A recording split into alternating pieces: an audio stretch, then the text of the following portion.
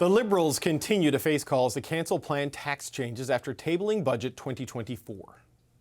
We're asking for the wealthiest in this country, the wealthiest 0.1%, to pay more in taxes so we can support the middle class, so we can restore the dream, particularly for young people. He's paying off the ultra-wealthy by spending $54 billion on debt interest, more than on health care. Why give more money to the ultra-wealthy bankers and bondholders instead of the nurses and doctors? Will the Liberals take on corporate greed, which is driving up the cost of living? Members of the business community say these capital gains tax increases could hit the middle class, and the day after the budget was presented, history was made on the floor of the House of Commons as MPs grilled a government contractor over the ArriveCan controversy. A whole lot quick in the political pulse this week, and time to hear from our party insiders about it all. Greg McEachern is a former Liberal ministerial staffer. Melanie Richer is a former communications director for the NDP, and Fred Delory is the former Conservative campaign manager. All right, gang, it's been quite a week. A lot of other things we didn't even put in that little setup. But Greg, let's start with the budget, because it's, I don't know, it's day 17 of the budget. I'm not sure, day 27 of the budget. How do you think this has gone now that we're in the middle of the capital gains fight, now that all the spending has been done? I think it's gone very well, and I've been very critical of the Liberal Party on communications. It's a very interesting style that they've done, in terms of the pre-budget announcements. And I can tell you, in terms of Liberal circles, people are pretty happy with it. And it's not just that it landed well. It landed well at a time where things have not gone very well for this government. They've got gale force winds against them in terms of polling. And there tends to be, I think in comedy, comedians call it flop sweat, where a joke doesn't land and they continue not to land. Well, there's this attitude that everything that the government says, the opposition or the provinces seize on it. And, a week later, we've forgotten about it. So under those circumstances, this is done very well. And I think, a couple of points that show that. The argument now is around capital gains, and you've got C-suite executives very angry about this. The government's not unhappy with that fight. I think they want the Conservatives to join in on it, but that may not happen. The opposition leader may be smart enough to leave that alone, but they relish that fight. And if you're talking about that, what are you not talking about? Carbon pricing. So that's kind of moved off this week. And that leads me to the Leader of the Opposition, who for about 3 weeks now has not been in control of the agenda and has been forced to respond. And I would extend that to the premiers. And we saw this week that the premiers have a lot of issues in their own backyard. Scott Moe's party at the legislature, you had Blaine Higgs on earlier today, where another cabinet minister has left. And I think a few minutes ago, cabinet minister in Tim Houston's cabinet in Nova Scotia has stepped down. Oh, really? Oh, really? Brad John's my information from my good friend Fred while we were sitting out there. Our Nova Scotia insiders, breaking news here. I didn't see that. So the provinces have kind of been put on their back foot as well. So I think it was a good week. Okay, I don't know if you can blame the resignations on the budget, but I take your point that the federal government... No, but they have to talk about something else. Yeah, now, right? and the government has set the agenda. And Greg is right when he says C-suite executives are mad about this. So are emergency room physicians and some of the tech companies that they sought to lure here, to scale up. So it is broader than that, and I wonder where that leaves the economy, the medical system, and the politics of this. Yeah, so I think there is a need to bring in revenue, right? And that was one of the questions that we saw this week was, are we bringing in enough revenue to spend? And one of Jagmeet Singh's points and the NDP's point is that there could have been way more measures in this budget to recoup some more revenues. As it relates to capital gains, I do think that there's a little bit of the middle class that you're catching in there. I'm thinking anybody who has a cottage, you're not necessarily the C-suite executive or very rich. You could just have a family cottage. You're going to get caught up in this as well. So I do think... Well, if you make more than $250,000 profit, you'll pay a higher rate on the profit above $250,000 is what it comes down to, or higher inclusion rate, right? Right. That's still a rare thing. Like if you bought a cottage for $500,000 and sell it for $800,000, you'll only pay the extra taxes on the $50,000 in profit, or so between $750,000 and $800,000, right? About people who have two residences. Yeah. And I've had months and months on this show and other places where it's all been about affordability and trying to find homes for people. And now we're talking, I heard earlier in the panel, cottages. Yeah.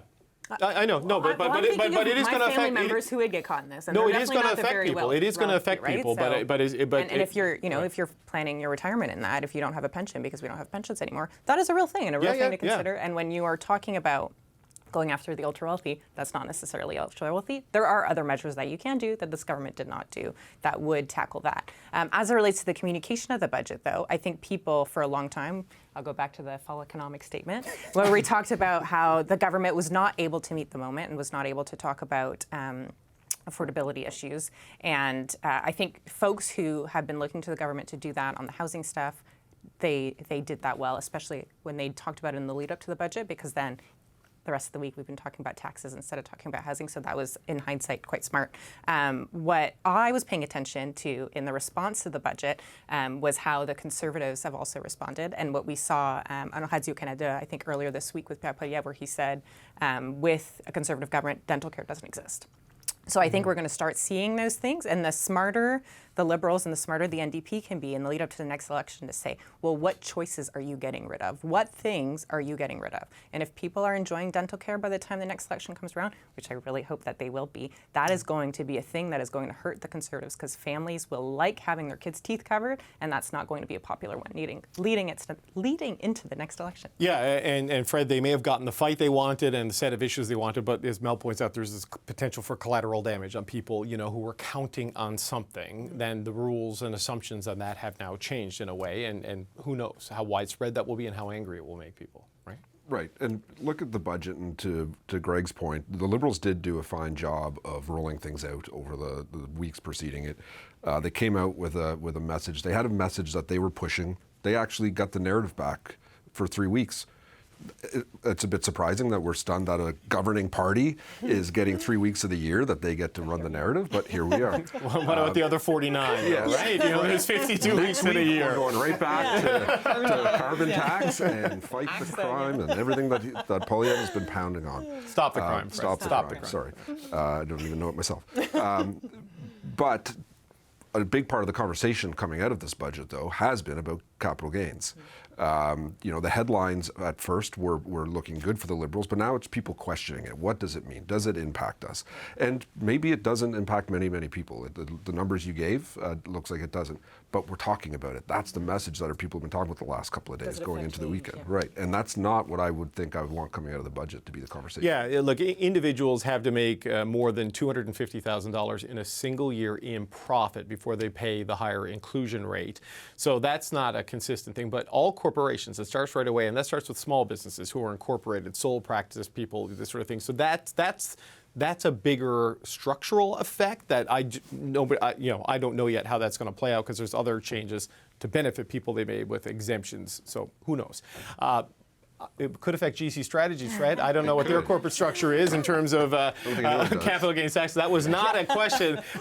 That's not a question they were asked about, though, in Parliament this week when they were dragged before the bar of the House. Yeah, this was a big deal. For the first time in over 100 years, a Canadian citizen, not a bureaucrat or anyone at that level, was dragged to the House to answer questions because the House felt that committee, they didn't do that job. But what struck me throughout all of this was the Liberal response to this. The Liberal Party is, they're the government, they run things. They don't need to own every issue that's in front of them, though. If there's something that's, something untowards that happened here, and that'll be sorted out, the Liberals going into Parliament basically brought up some issues that, the gentleman talked about, mental health. You got a doctor's note, basically, saying I shouldn't have to do this, and they said sure. Yeah. Right, and the Liberals basically were trying to shut it down, or at least they gave the appearance that they didn't want to. They gave the appearance they were trying to cover this up, and I don't think that's what they tried to do or wanted to do. That's the appearance they gave, though, and I don't understand why they are owning this issue when they don't need to. So, Greg, this was an interesting choice that Steve McKinnon, the House Leader, got up, asked him if he had a doctor's note, and said because of this and his mental health challenges, they weren't going to ask any questions, and then they ceded it all to the opposition parties, who proceeded. And he sat there with his lawyer and took the questions. So, I mean, what are your thoughts on that choice? So my time of not criticizing the Liberals is going to stop. It ends at 18:52:26. I'm with Fred. I don't understand it. Look, I do I am aware, I've been told that they took it very seriously, that there were paramedics there, that there were concerns about this. But I think, once the House Leader for the Liberals got it on the record and the other parties were asking questions, I think that was the time to jump in and start asking questions, because you looked like you were somehow defending him. And I know most Liberal MPs do not want to defend him because they do think this is at the bureaucratic level. They want to keep it away from the political level. So I don't agree with the strategy. I will say this, though. We did have one person a couple of years ago come before the House. They didn't get questioned. They were brought before the bar. The head of the Public Health Agency. My fear is this. I don't want to see this used like the Republicans use impeachment in the United States, which just dilutes it and it takes it away. And it starts to become something that, in my concern, would be that the Conservatives want to use something like this for social media clips. So it is a tool that's not used very often, and I think it should remain one. Mel, what are your thoughts here? Breaking news, we all agree on this panel on something. One of my colleagues, Sean Murphy, is procedurally understands this like you wouldn't believe. And he's been giving us House Leader's exactly. Office, right? He worked for the Conservatives. He was giving us kind of the play-by-play and explaining really the historic nature of this. So it was really fascinating to hear his take on it this week. I agree. Like, the government from the beginning of this has wanted to stay far away from it, and we kind of saw them acting as his general counsel this week, which made no sense. It didn't really seem like this is not how you handle that. Now, I hear accommodations were offered or made, and I'm in no way a mental health expert to evaluate that, but it seemed like there was a way to ask questions that were supportive of anything and were, done in a way that could have him answer questions. Because at the end of the day, people are rightly asking questions about this contract, and they deserve answers. So that needs to somehow happen. And I think the way that the Liberals approached this week was kind of a head scratcher. This was not your problem to own, and by acting that way, it seemed like they were trying to own it. Yeah, it's interesting, too, because this first time since 1913 called in to answer questions. We find out that the day before, I believe it was, or the day of, the RCMP executed a search warrant at his home, not about ArriveCan, but about the other allegations that have been made against the company. I understand why he's under a lot of stress. Yeah. I get it, right? But if you're the government, and to Greg's Yeah. point, you're saying this problem is in the bureaucracy, not in the political. You can drive you can the questions you there. You can go right? after the bureaucracy. There's still a parliamentary process here, and the Liberals could be hammering on this. I know when Harper's day, we would have done that. I don't understand why they're not. I don't have an answer for you, and neither does Greg, it seems. All right, so Mel, let's get to your pick, because we're seeing politicians court big labor, and now we're seeing big labor push back at a particular politician. Totally. So I've worked a few elections now where we've talked about how the Conservatives are talking directly to voters, talking directly to workers, and how some of that worker vote, Doug Ford was successful in Ontario to court some of that with the former minister and bringing people over to Monty McNaughton. McNaughton, thank you. And we've seen efforts from Labour to push back and say, hold on a sec, let's set the record straight about what Conservatives have done.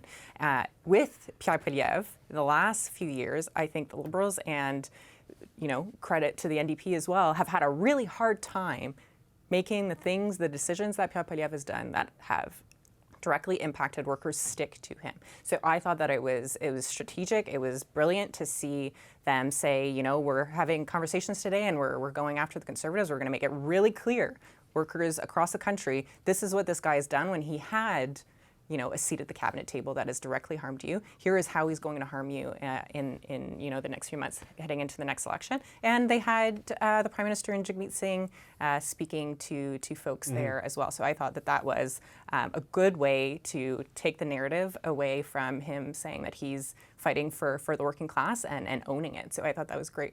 Fred, what are your thoughts there? Because Pierre Poilievre has made big inroads in all the public polling that shows, private sector unions, public sector unions, just unions in general. And the Canadian Labour Congress basically said, this guy's a phony. Don't believe him, is kind of what it came down to. The words you used to kick off this segment here, you talk about big labor. It's just like big labor, big corporations. That's not who Poilievre is talking to. He's going after Canadians, Canadian workers. It's the same idea. It's the same, in a sense, elitist groups that he's not going to be going after.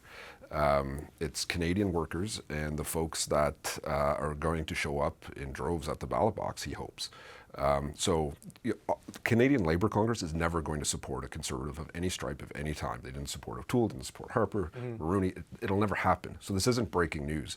But at the end of the day, if Poilievre continues to do the messaging success that he has, he's going to be able to get those voters out for him. Greg, where do you see this? Is the CLC was an important group and cohort for the Liberals in the past couple of elections. Right? One thing about the Trudeau government is they have the best relationship of any Liberal government in recent memory with Labour. They've worked really hard at that, especially in tough times. Seamus O'Regan has had some big Labour issues, and he's considered to have done a good job. I kind of chuckle about elites. Members of Parliament who make $200,000 a year aren't elites. That is a bit of a head scratcher for me. I'm not saying they're not elite. No, but I just, it's like that word gets tossed around a lot. I think the cautionary tale is Doug Ford in 2022.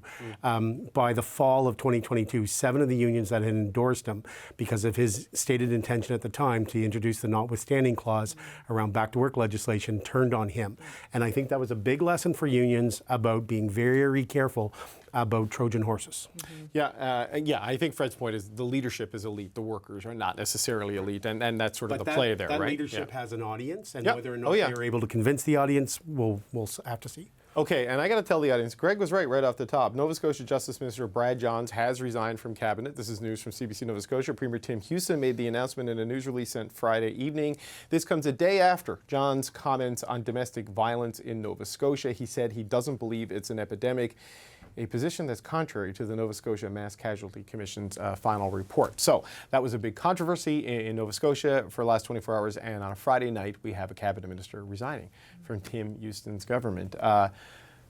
I don't know if we'll talk about that next week, but we're out of time now. I got to give the network back. But Greg McKecker, Melanie Riche, Fred Delory, thanks so much for being here. We appreciate it.